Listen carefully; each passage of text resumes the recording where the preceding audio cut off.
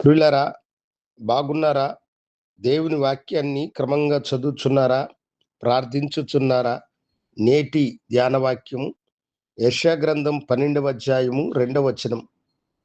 యెహోవా, యెహోవాయే నాకు బలము, ఆయనే నా కీర్తనాకాస్పదము.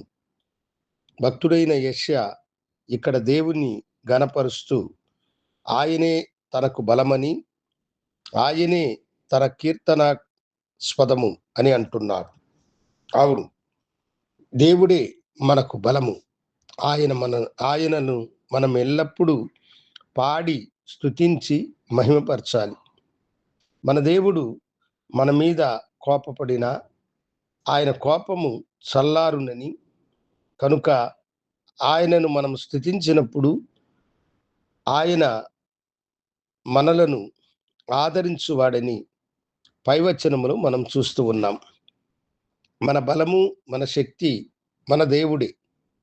ఆయన మనకు తోడుగా ఉన్నప్పుడు మనకు అత్యధికముగా బలమునిచ్చి శక్తివంతము చేత మనలను నడిపించగలిగిన వాడు ఆయనే. కనుక మనం ఆయన్ని పాడి కీర్తించువారమై ఉంటూ ఉన్నాం. మన బలమై ఉన్నవాడు మనకు తోడుగా ఉన్నాడు.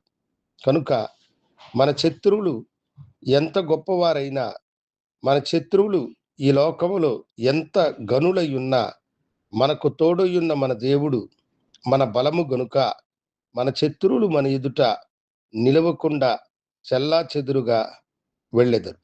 అవును దేవుని బిడ్డలారా, దావీదు చిన్నవాడిగా ఉన్నప్పుడు గొలియాతును ఎదుర్కొనవలసింది. ఫిలిష్తీయ సైన్యములో అతడు మహావీరుడు.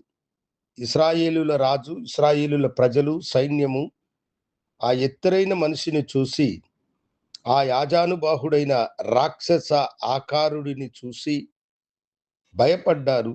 అతని ముందు ఎవరూ నిలబడలేరు అని అనుకున్నారు. అయితే దావీదు వారిని ఎదుర్కొంటూ చెప్పిన మాట ఏమిటంటే, యెహోవాయే తన బలమని, యెహోవాదే ఈ యుద్ధమని, ఆయన పక్షమున తాను వెలుచున్నానని అన్నాడు. కనుకనే ఒక చిన్న రాతి చేత అతన్ని కొట్టి పడగొట్టి అతని శిరస్సును నరికి తీసుకొని వచ్చి దేవుని ప్రజలకు విజయమునిచ్చినాడు. మన దేవుడు మనకు బలమై ఉన్నాడు. ఆయన సముద్రమును చీల్చగలిగిన వాడు, అగ్నిజ్వాలలను ఆర్పగలిగిన వాడు, యెరికో గోడలను సహిత కూలగొట్టగలిగిన వాడు.